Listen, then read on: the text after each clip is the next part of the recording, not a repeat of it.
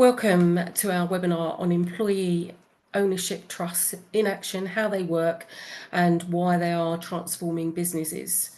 There's no slides today, so the webinar is going to be recorded and we will forward the link to you in an email. So please post any questions that you may have into the questions and answers box. Any questions that we don't get to, we will answer in the email with the recording link.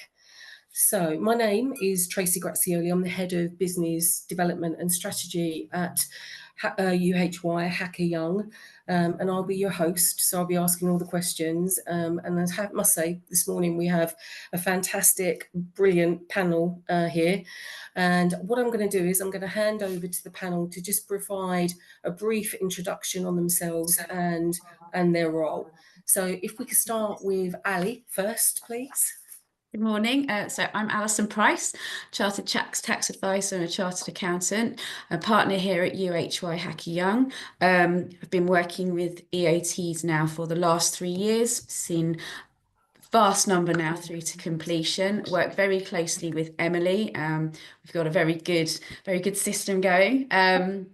Yeah, and looking forward today to talking more about EOs, what they are, and more importantly, what it looks like after the event with Ken, who both Emily and I worked with.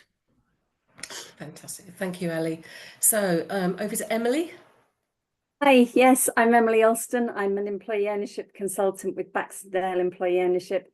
Baxendale Employee Ownership are specialist advisors on employee ownership, and we've been advising on employee ownership for over 20 years, and we've now created more than 250 EOTs. So hopefully I've got some knowledge around employee ownership trusts for this morning's webinar. Thank you. Oliver. Hi, good morning, everybody, and thank you for the invitation to be part of this. I'm Oliver Smith. I'm Deputy Chief Exec at the Employee Ownership Association, the EOA.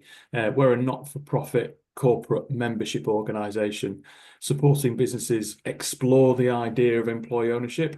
Is it even right for me? Is it feasible? Could this work? All the way through the journey towards being a long-established employee-owned business. So the likes of John Lewis, Richard Sounds, Lush, and approximately 800 other organisations are part of our network. Thank you, Oliver. Over to Ken. Hi, morning. My name's Ken White. I'm the chairman of Frost's Employee Ownership Trust, which is I was part of Frost Landscapes Construction, and we transitioned to EO in March of this year. And I used Emily and Alison as part of our team, along with help and advice from the EOA. And hopefully I can give you a few insights into the early stages of transition. Fantastic. We're looking forward to that, Ken. Right, Oliver, I'm going to start asking some questions. So Oliver, you're the first person that I'm going to be asking these questions of. So my very first question to you is, could you give us some background about the EO sector? Certainly.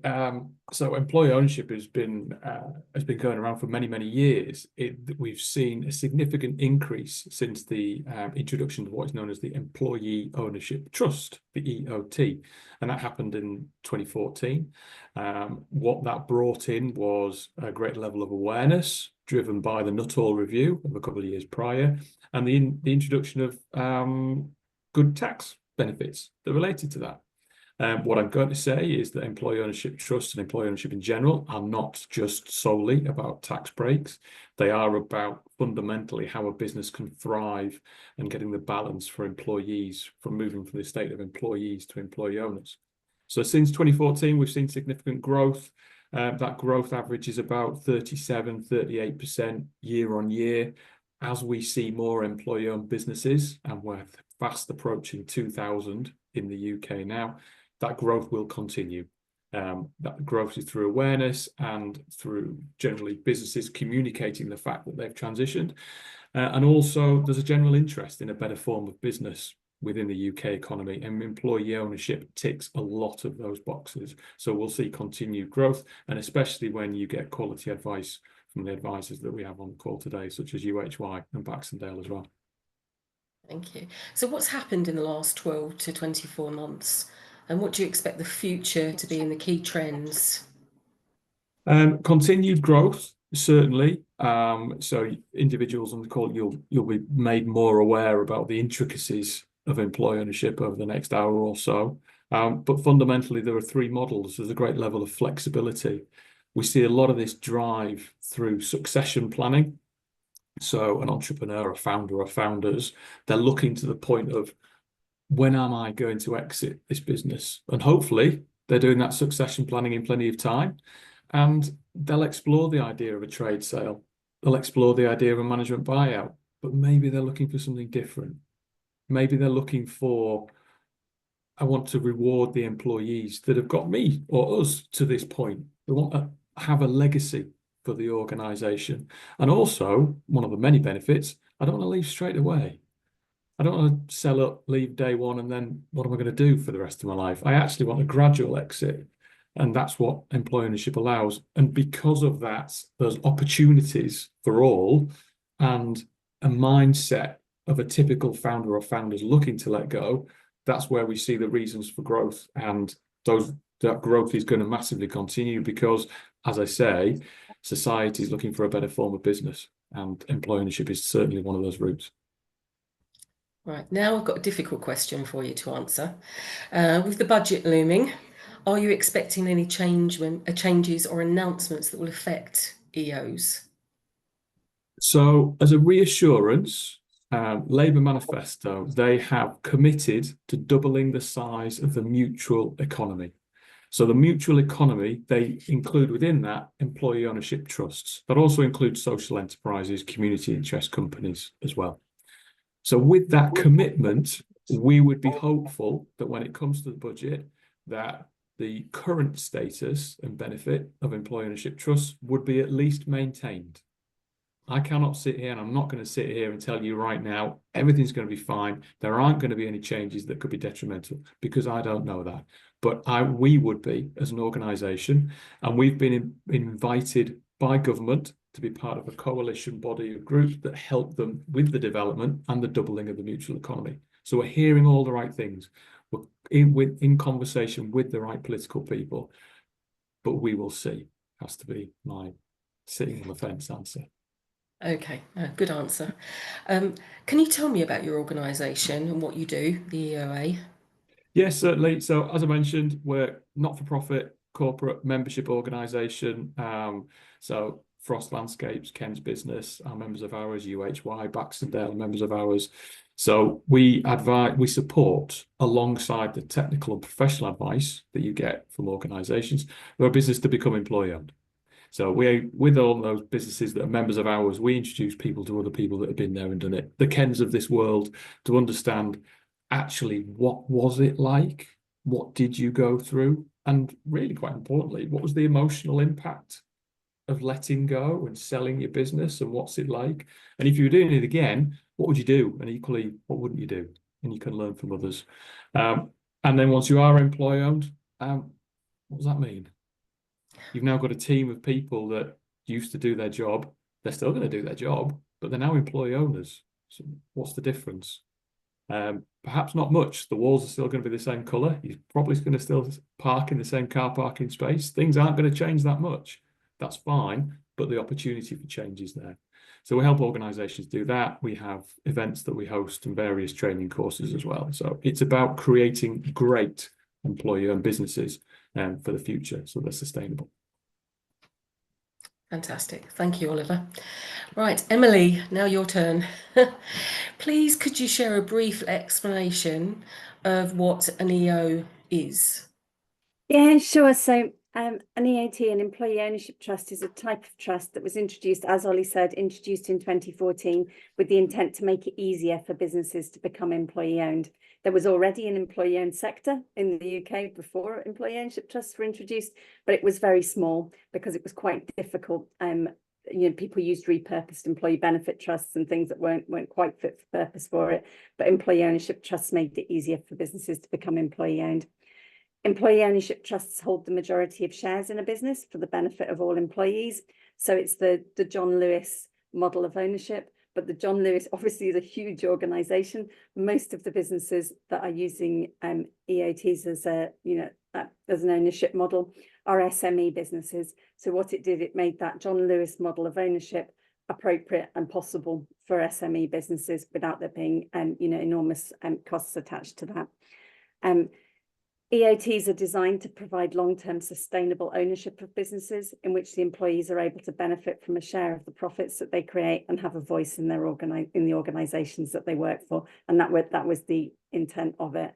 And by making it simpler, and by, I will talk about the tax breaks later, but by the tax breaks attached to that, and making sure that advisors, when people are talking about succession, alongside the other succession options, we're also putting employee ownership as an option to business owners. So people, for the first time, getting that offered to them as an option when they were starting to consider exit. So, I mean, literally, are there any common misconceptions you regularly hear about that you would like to dispel? Yes, absolutely. There's quite a few. I could talk about a few, but I've got I'll give you three. I could give you more, but I'm going to go with three top ones. That employee ownership is a solution for businesses that couldn't find a buyer, or the employee-owned businesses are cottage industries. Just not the case. It's successful, profitable commercial businesses that are becoming employee-owned, and by the nature actually of the way the deal is structured, businesses need to be profitable to do this.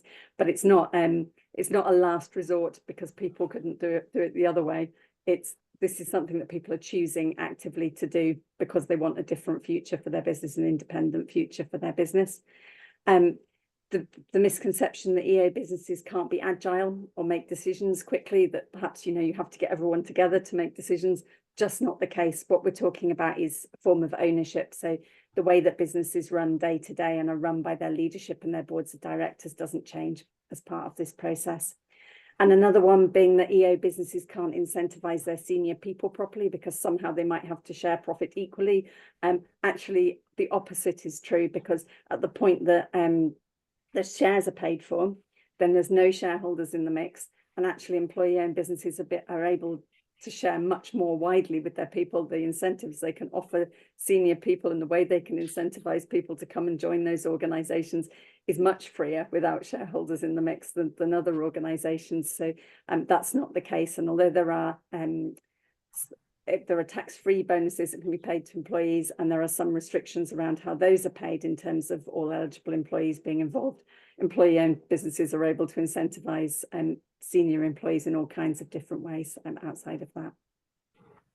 Great, thank you. I did have a couple of other questions, but you answered those during what you were answering there with me. So thank you. So that was like benefits to the ownership and also once implemented. So it was all covered. So thank you. Thank you, Emily. Right, Alison, Ali, over to you now. Mm-hmm. Can you describe the deal structure when a company transitions to an EOT?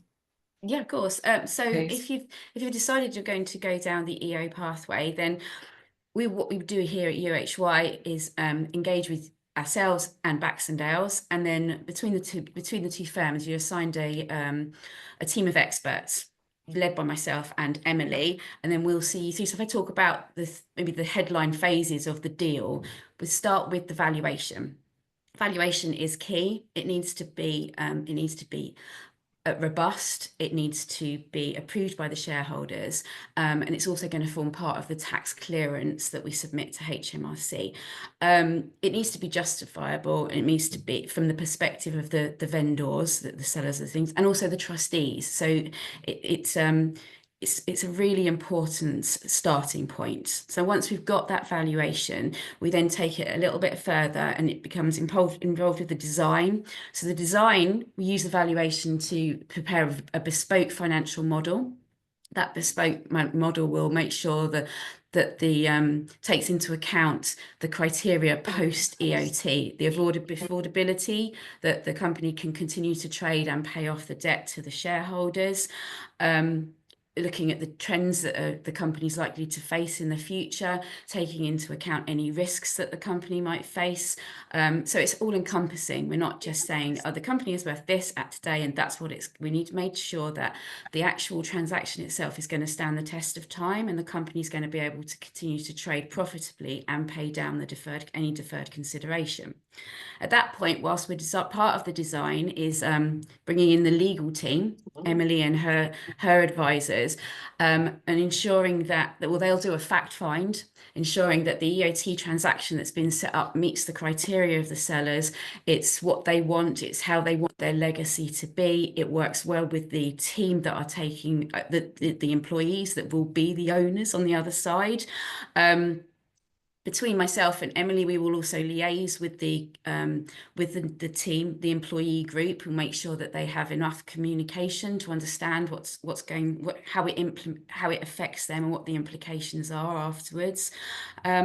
We can provide effective training for them as well, so that they understand what their roles will be after the EOT transaction has happened. So, having designed the financial model and got the draft documentation in place, we submit a tax clearance application to HMRC. That basically tells them exactly what we're going to do, the proposed transaction, who's going to get what, who's going to be on the trust board afterwards. If there's going to be an EMI scheme in place afterwards, which is possible, then that will be shared at this point. And then we wait for the response from HMRC. At the moment, we're seeing that response come between 2 and 4 weeks. They might ask some more questions, but we always endeavour to make our clearance as broad enough that they have all the questions answered there, but they like to sneak a couple of questions in when they can. So once we've got the clearance, we move forward, we get the paperwork. So UHY then kind of take more of a back seat. Emily's team will take the front seats. There's going to be some lengthy meetings going through some very exciting agreement paperwork, some share purchase agreements, and then we head towards completion. And like I said, if wherever necessary, either Emily or I are there to have those training days with the employees, with the leadership team, with the employees as a whole. However it's necessary, it's very much different for each transaction. There's been a thread of commonality, but I would say that each one has been unique in its own way. I'll let Ken talk about his art when you ask him some questions. But that's one that we did together, and that was, again, it was unique for its own reasons. But yeah, so I think that's the headline phases that are involved in the deal. It takes it's going to take a minimum of 3 months, but we are seeing them take between 4 and 6. Okay, so obviously tax implications. Everybody always asks tax. Absolutely. So could you sort of tell me what the tax implications of an EOT would be? Yeah, absolutely. Just to make it really clear. Yeah. So the big one, which Ollie has already alluded to, is the tax-free on the sale. So the vendors make a sale to the trust of their shares. The payment for those shares are not subject to CGT, so there will be no tax to pay.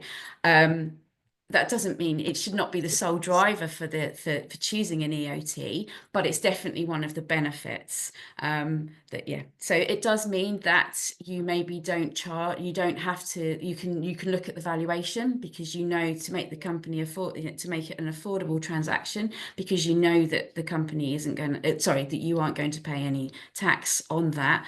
But it's definitely a key benefit, I would say, especially going forward. We don't know what that's going to look like. We've already said we're hoping that won't change, but it will be very interesting when we find out in October whether there will be any changes, how they could possibly impact that. I know I'll be listening very intently to the budget to see what comes up in respect of that relief. There's also benefits for the employees. So after the transaction is completed and the EOT exists, every year they can receive up to £3,600 tax-free by being employees of an EOT.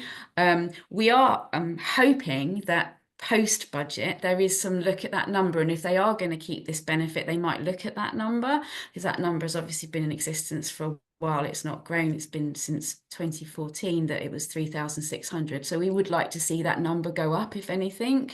But at the moment it is tax-free, 3,600. And one thing we mustn't always forget is the stamp duty. So the transaction when you sell your shares, there is no tax on that. So there's no CGT payable, but the purchaser, which is the trustee, does need to pay stamp duty 0.5% on the sale. So we do need to factor that in.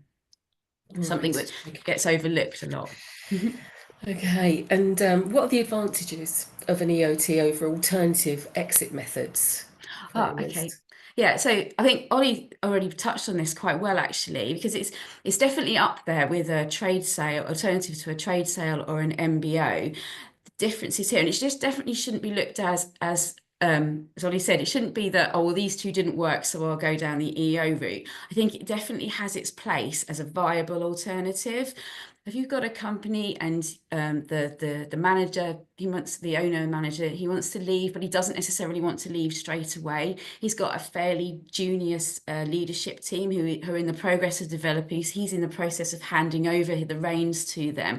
Then an EO it does provide that perfect solution, because he gives him the funds to leave and go and do his own thing, but it also means that they have time to develop and take over the business. The legacy keeps going, which is what a lot of owner managers, entrepreneurs, that's what they want. They don't want everything to cease the day they do. So the heartbreaking, I suppose, if you have a trade sale or even an MBO, is that after the transaction, the company could look very different. If you want to have that legacy afterwards, an EO does provide you a way of, I think one of Emily's key phrases, and I love it, is that what it looks like on day one is pretty much how it looked the day before, because actually the company stays as it is. What that company you've built up, and you've got the team of employees benefiting from the company, they continue to do so. So it's a very viable option compared to the other alternatives. Tell you what, it's a great lead, isn't it, to go and to speak with Ken, who's been through it all. So, Yes. So we're delighted, actually, Ken, that you're on, so that you can talk about the actual experience. So what, Ken, were your main drivers for the EO route? Okay, so I'm going to go back a little bit because we touched on MBOs. So we did, our senior leadership team, we did carry out an MBO from the Frost family, and then we've moved it into EO 6 years later. And the real driver for moving it into employee ownership was myself and my business partner, Adrian. We really wanted to, when we bought it under the MBO, we wanted to move to a kind of cooperative model. And we didn't really know anything much about EOs in those days. Although they did exist, but we didn't know much about them. And the more we started to read and learn and understand what an EO was, we realized that this was the model that we were really looking for.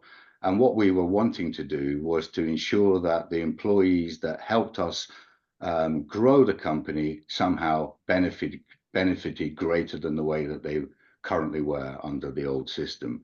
So the driver was to ensure that those that had helped us make money started to benefit greater from it than what they did previously.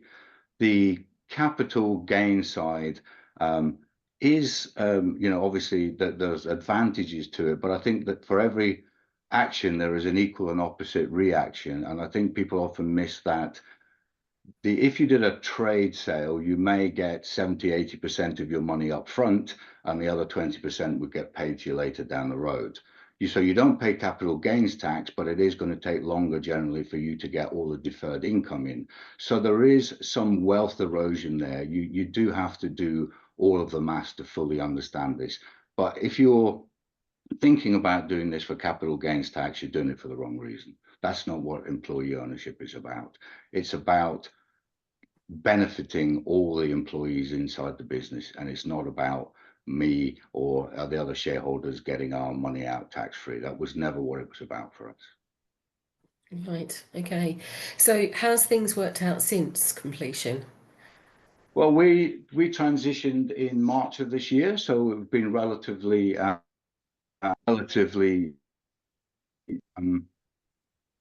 I did an enormous amount of reading before becoming an EO, and spoke to people like Emily and Alison, and got hugely excited by it. And it's gone well, it's gone well, but there are some, maybe the people didn't get it quite as quickly as what I did. And I think also, I'm probably going to cover your next question here as well to some extent. So it's gone well, but I think when we first made the announcement, I was expecting fireworks and everybody to be, oh yes, we're employee owned and all of this. And there was a little bit of a damp squib, if I'm here to be perfectly honest with you. It was a little bit of a damp squib, and it does take some time to get the employees to really understand what employee ownership means.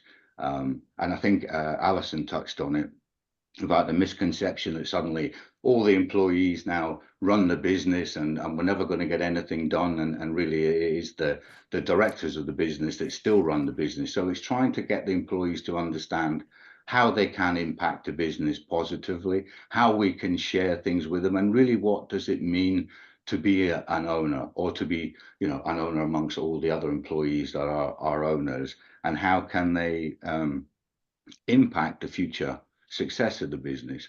I always used to say to our board that what gives us the power as the shareholders isn't the fact that we hold shares, it's the information that we hold. And therefore, one of the key things that we need to do is to look at how and what information we share with the employees to make them understand the impact that they can have on the business, and in a positive manner. So it's early days. It's early days, and I think it will take us quite a while yet for the employees to fully grasp all of the oddities around that piece of ownership. And when we first did it, we did a fact sheet out to everybody about what it meant. And then I actually exited the business. So I was a majority shareholder, and I exited the business, and I brought in an MD before. And it was crucial that I got an MD that fully understood and bought into an EO. Otherwise, it was never going to work.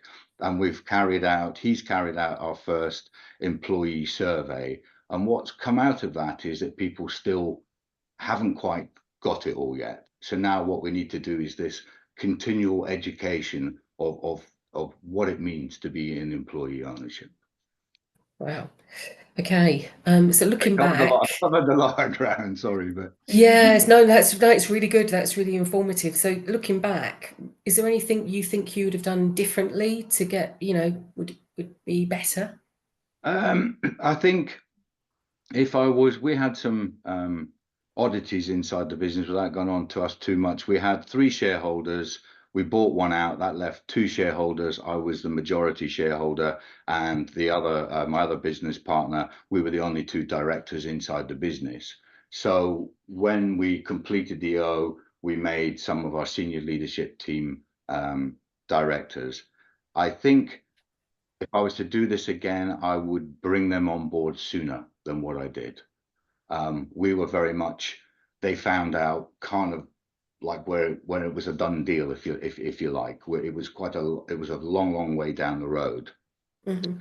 So if I was to do it again, I would think I would bring them on board sooner, and ensure really that we have communicated the vision clearly to them and to what we're looking to achieve. So that would be my do it again. Not a regret, but if I was to do it again and people were to ask me, I would say, if you have a senior leadership team that you get and has got the right culture, get them on a little bit sooner than what we did. Great, thank you. So any additional advice you'd share with those who are considering an EO, apart from using Emily and Ali as your partners? Which I would definitely recommend. I would definitely recommend that, I think it's not advice, but I think you have to ensure that there is a good cultural fit inside the business before you start, and understand that make sure that it's already, you have a business that is collaborative and participatory. And I think an EO works best where the employees who were inside the business are ready to take ownership, both literally and figuratively.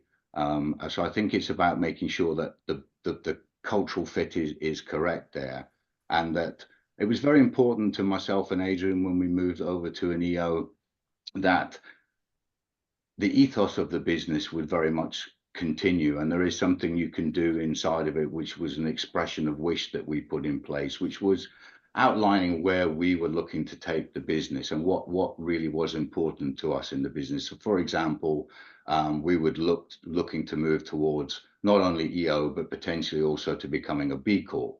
So one of our expressions of wish is that they would continue with that they would also continue with our social corporate responsibility and some of those other key things that really makes Frost at the end of the day.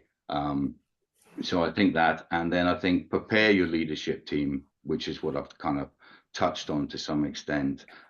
We need to establish clear governance and structures and really get these guys on board, because it is the senior leadership team that will drive change.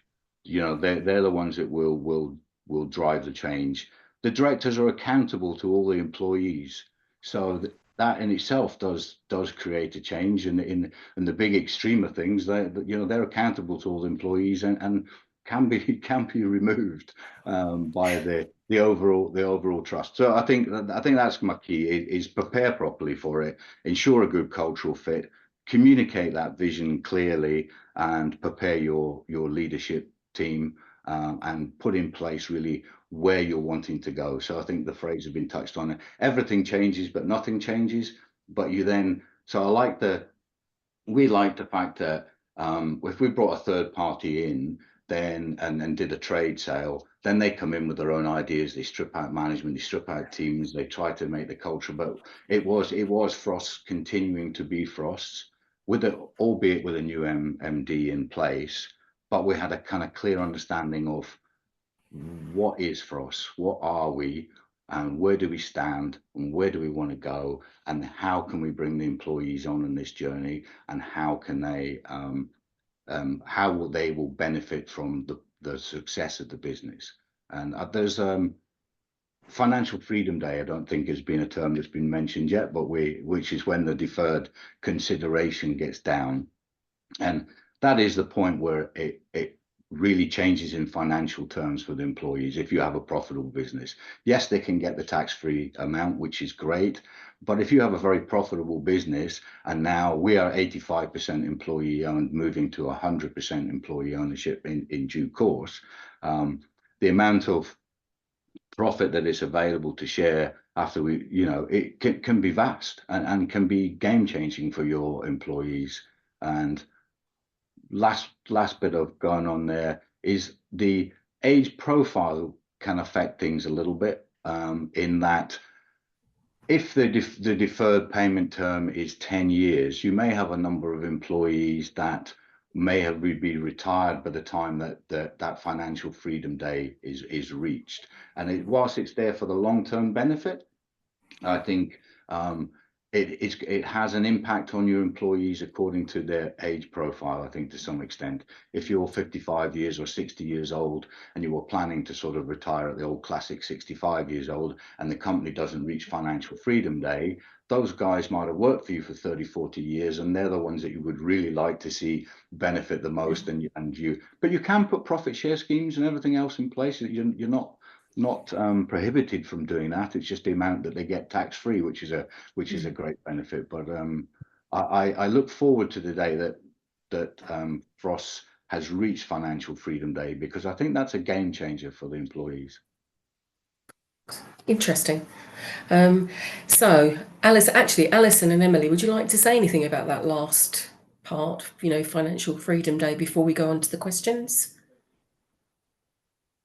Oh, Emily, you're on mute.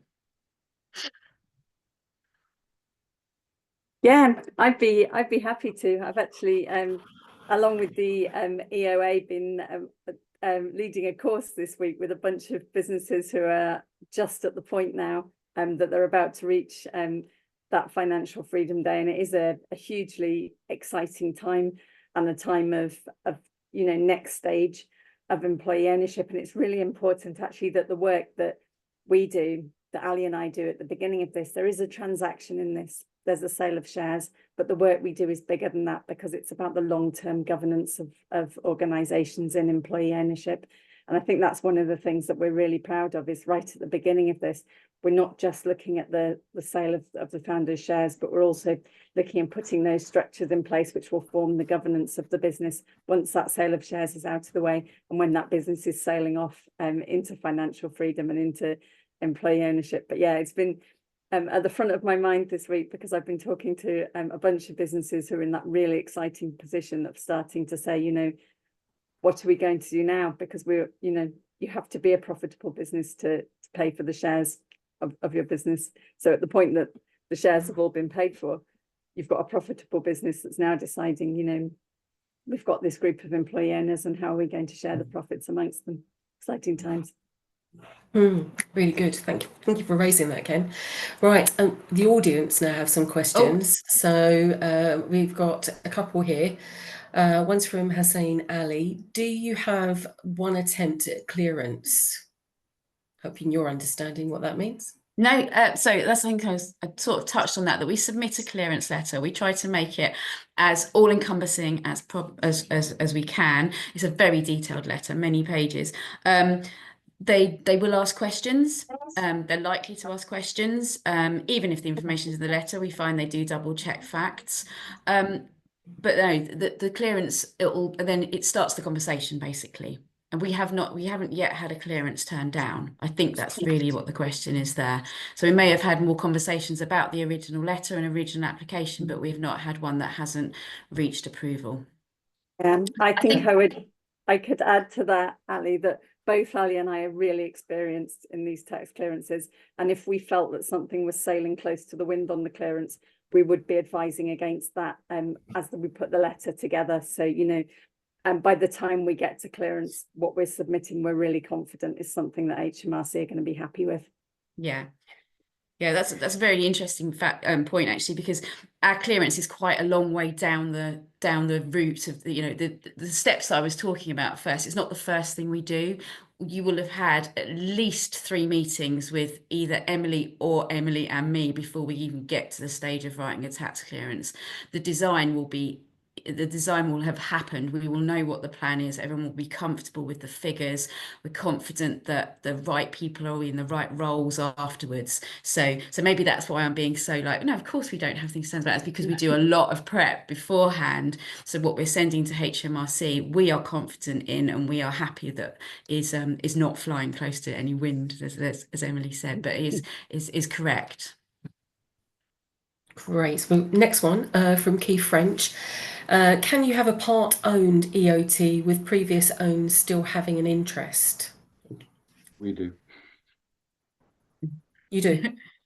Well, I'm sure the others will answer, but the answer is yes. I mean, we do. We have 85% in the trust, and one of the shareholders still owns 15%. In our case, that was chosen so that because I exited and one was staying, that showed his commitment into the business. But you very definitely can. But I'm sure the ladies can expand on that answer if needs be. Yeah, would you like me to take that one? Yeah, yes, we can, and it's fairly common. A hybrid EOT, sort of either with previous owners still having a shareholding. You need to think long and hard about the reasons for the retained shareholding, and that's something we'll poke with the stick if people want to retain shareholdings, but there are really good reasons for it. And in the case of Frost's, it was exactly as Ken says, it was about the age and stage and intent of the 2 shareholders. And actually you've got one shareholder who's looking to exit the business and one who's still got a run in the business. And it's about continuing to incentivize the person who's staying in the business during that period of time, but with the aim of the business becoming 100% employee owned later. But there are also structures where people have shareholding. So the EOT has to hold a majority of the shares, so it's got to have at least 51%. But quite often you get hybrid schemes which are where senior management will have some direct shareholdings. So putting in place perhaps EMI options at the point that the business moves into employee ownership, with the intent of a group of people or indeed in some cases all employees, because you can run all employee share schemes alongside an EOT as well, having direct shareholdings. So there's a lot of options, but the key principle is your EOT needs to always hold the majority of shares to remain a compliant EOT. But one interesting Great. point, though, if you don't transfer all of your shares to an EOT, the tax relief only applies on the very first transaction. So if you decide, if you have someone who's only selling, for example, 80% the first time, that 20%, when they then sell that 20%, that will not have the same CGT relief, which is why we make sure that people are doing things for the right reasons and that there's reasons to not sell 100%. Yeah, so that's an interesting point, that not everyone, people assume that they can do it again and it'll be the same reliefs. Okay. Hassan Ali again. Can the trust use company cash reserves to satisfy the consideration? That's an interesting one. Yeah, so well, that's exactly how the deferred consideration is paid. So it's paid out of company profits. So that's the purpose for when I was talking about the importance of the valuation, the importance of the financial modelling. The company needs to remain profitable going forward so that the vendor can be paid down. So yeah, it's exactly how it works. Great. Okay, so that's all the questions. Anyone else in the audience have any questions? Hassan Ali again. Can it also be debt financed? I think I'm going to pass this one to Emily because she's seen a significant number of debt finances. So I think she's well placed to answer this one. Yeah, the answer is yes, it can, but that usually it isn't. And the reason that usually it isn't is that we give some controls to the exiting owners as a sort of creditor protections whilst there's debt owed to them. And if you get a bank involved, then the bank is going to want to rank ahead in terms of all of those controls that you have as a seller. And also a bank is going to want to charge the business interest. So although we have seen it in the past, it's not very common, but there are two ways in which we do see it when it does happen. And one is if the business doesn't have a lot of reserves to take out a day one completion payment, then sometimes people are looking for a little bit of debt finance in the beginning just so they can get a larger day one payment. And the other way we see it is where people, because there are these creditor protections, want to limit the time that the former owner's repayment is. So what you might say is the intent is that this debt is going to be paid in full in 4 or in 5 years. If anything is still outstanding at the end of that 4-year period, then the business needs to finance that. And because that's the point that the former owner is going to part company with the business in terms of any kind of controls that they might have had. So financing that back end of the debt just to give the business its freedom from the former owners, if there was anything left at that point, also gives people certainty about how long the relationship is going on for, and gives the former owners certainty about when they're going to get their repayment in full. So those are the two scenarios that we see it, but it isn't common, and most of the deals we do are completely financed out of profits. Okay. Lisa, do you want me to chip in a little bit? Yeah, so what I would say is there's as a reassurance, if that's necessary to everybody. Hopefully this all excites you. Hopefully if everyone's finding this very interesting. It will be far easier if you picked a book up off the shelf and it said, this is how you become employee owned, and it was a manual. And you followed it step by step, and therefore your business is now employee owned. But equally, it'd be quite restrictive. There is a huge amount, and I'm sure this is becoming evident, on flexibility. So you can tailor how your business becomes employee-owned and then how your business is as an employee-owned organisation as well, which is brilliant. It's absolutely fantastic. And I can't remember the number of times this week I've said, once you meet one employee-owned business, you've met one employee-owned business. There are so many different examples out there for people to understand. We always advise people at a very early stage, just write down on a piece of paper what you want. Don't make it complicated. And Emily will do this in every single consultation she probably has as well. Write down what you want to achieve for yourself and for your business and for the employees. And that's your starting point. And then you can structure how your business becomes employee-owned and what it could be afterwards. And you'll hopefully be able to achieve that legacy and what you're looking for. Talk to as many people as possible, get the right advice. And actually, this isn't complicated. It might seem it and a bit daunting, but it isn't. Yeah, and I encourage everyone to sort of like get in contact with Ali or Emily. Obviously, free consultation with us at UHY. You know, have a discussion. I'm going to share, or we're going to share everyone's contact details, so you can reach out to everybody if you would like to contact them. One thing I want to add, Oliver, is in relation to the employer ownership conference that's coming up, 26th, 27th of November in Telford. Did you want to add anything about that, Oliver? And Oh, expand? Thank you, Tracy. Appreciate the opportunity. So yeah, I mentioned we host events. We do those across the country. They're virtual and in person. But the signature one for the sector in the UK is the EOA annual conference, as Tracy just said, 26th, 27th of November. Baxendale are headline sponsors of the whole event again. So thank you very much, Emily and the team. And the opportunity is to immerse yourself.